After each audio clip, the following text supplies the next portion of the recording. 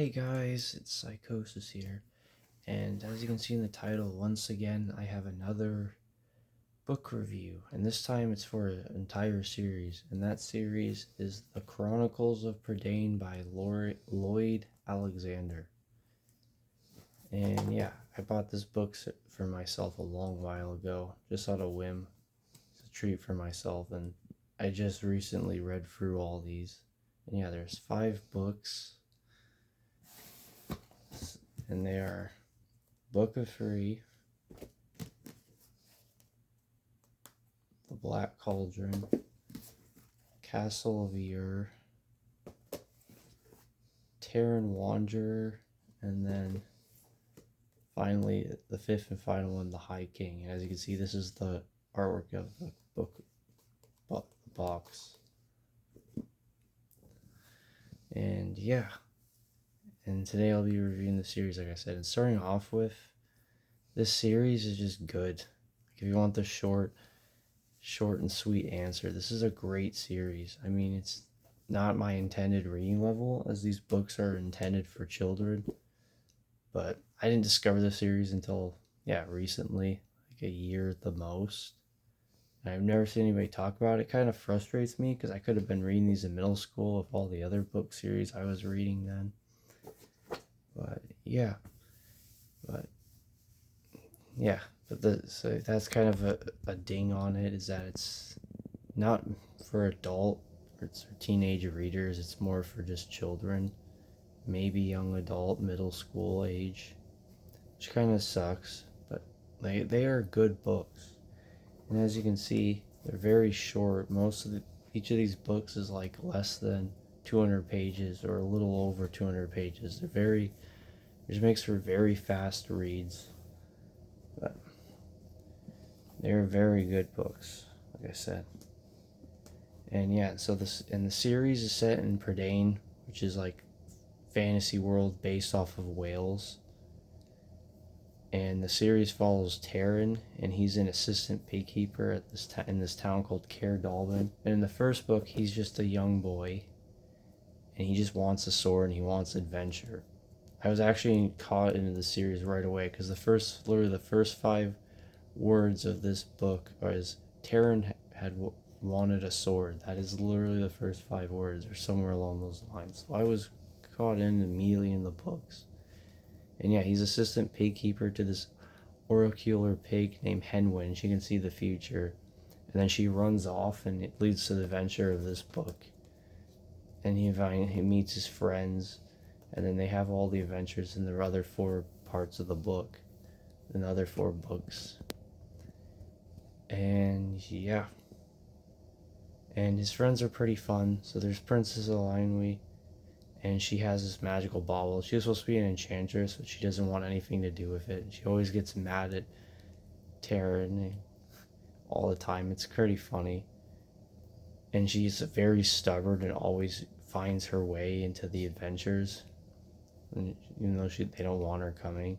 And then he befriends this hairy man creature thing named Gurgi, who's always says like an offshoot of the same thing, but he's like the comedic relief character, kind of cute character. And then there's Fluter Flam, and he's this bard that he also befriends, and he has this magical harp, and every time he lies, the strings snap and break, and he can barely play the thing.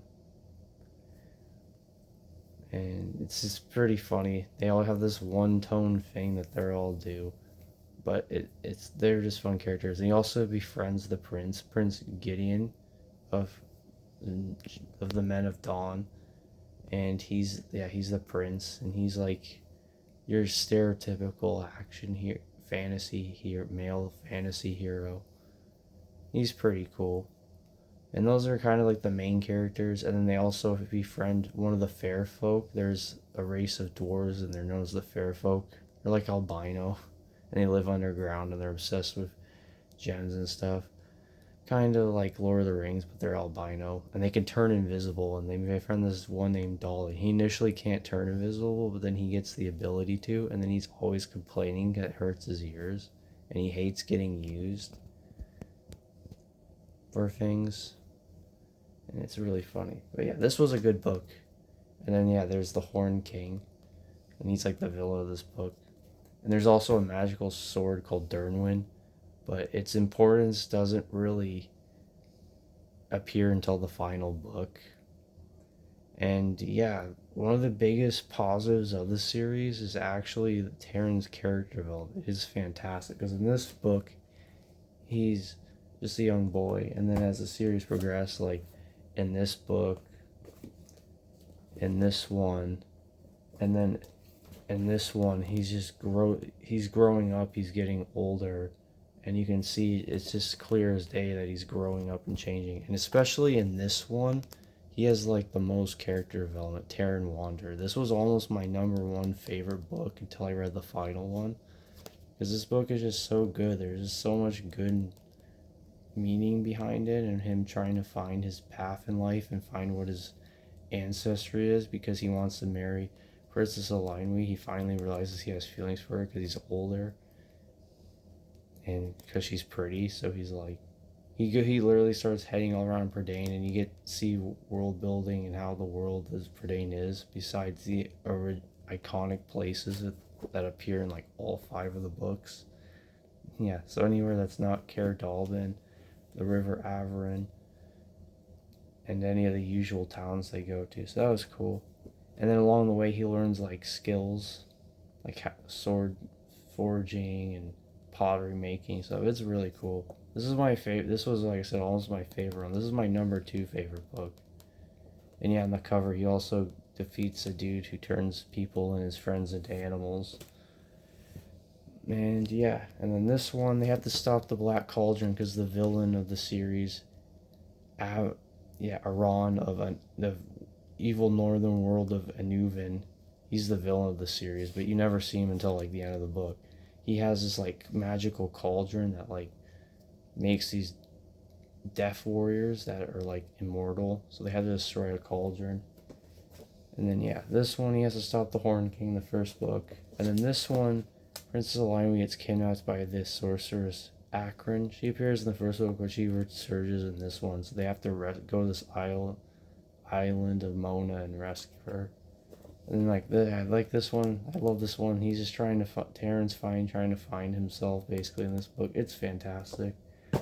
And then, but all of them almost fall pale in comparison to this book. This book is the best by far.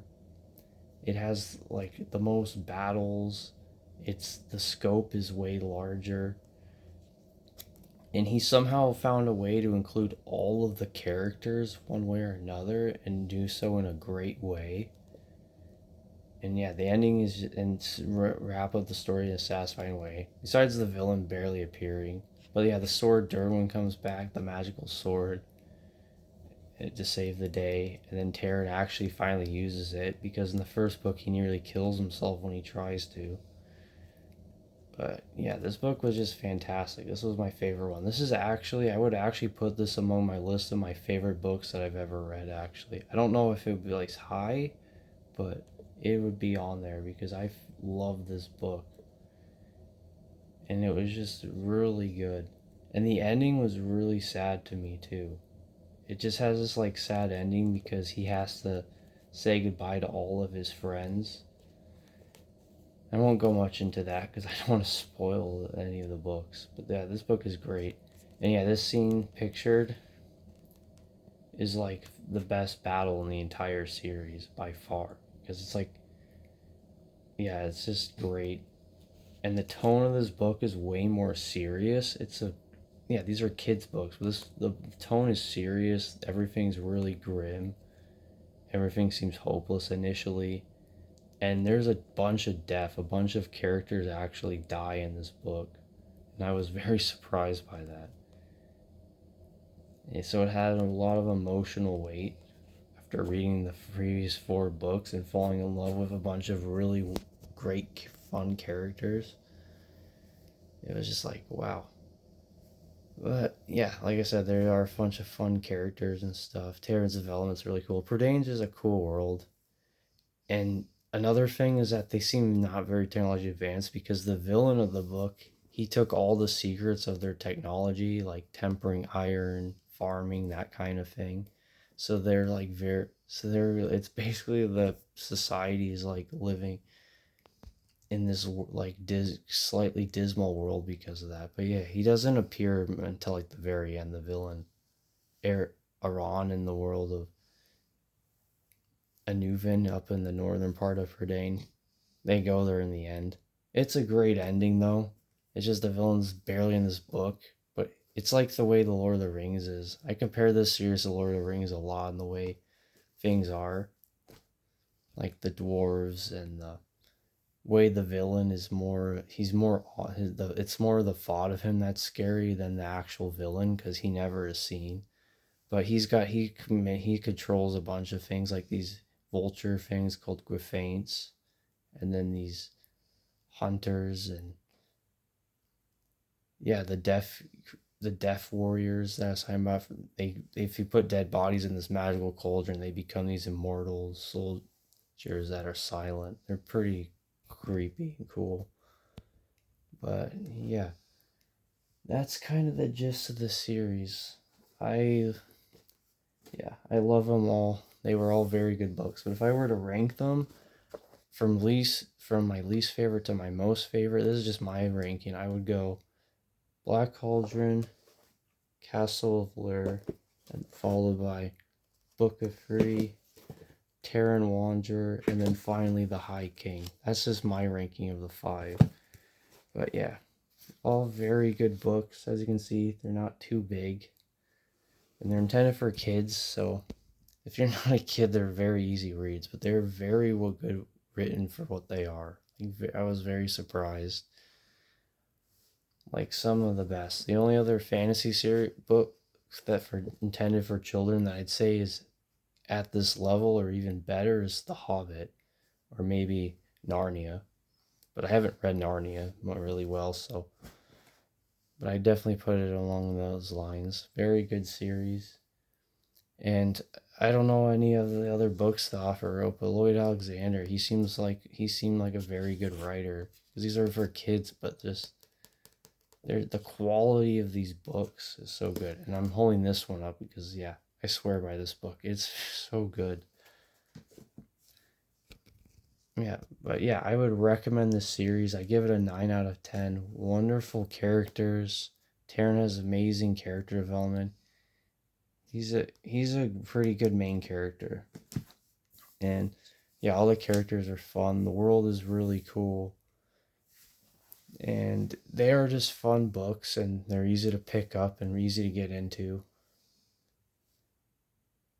And yeah, so that is my review of the Chronicles of Prydain. I give them a 9 out of 10. They are fantastic reads, but they struggle because they're of their intended reading age group. They're intended for kids, but like I said, they're fantastic. And there's not much action. It's more intended for kids. The tone of the books aren't too serious until you get to this one. But that's why this one is so good, because it's clear he was just trying to go all out to end his series. And yeah, and the craziest thing is that he does all of it in 248 pages. And yeah, great series of books. I'd highly recommend them. And very underrated because I never see anybody talk about these. So whenever I see someone mentioned in the wild now, I'm like, oh, cool. Someone else knows this series. And actually, this book actually won a reward when it came out because it was very good. And I think this one was nominated for an award, The Black Cauldron. But yeah, that will be my review, guys. I hope you enjoyed this book series. I'd highly recommend it. And yeah. And if there's any other books you'd recommend me to read or music to listen to, just write it down in the comments. And also, happy Easter, guys, since it's probably Easter when I'm making this video.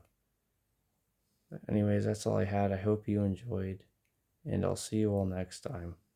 Goodbye.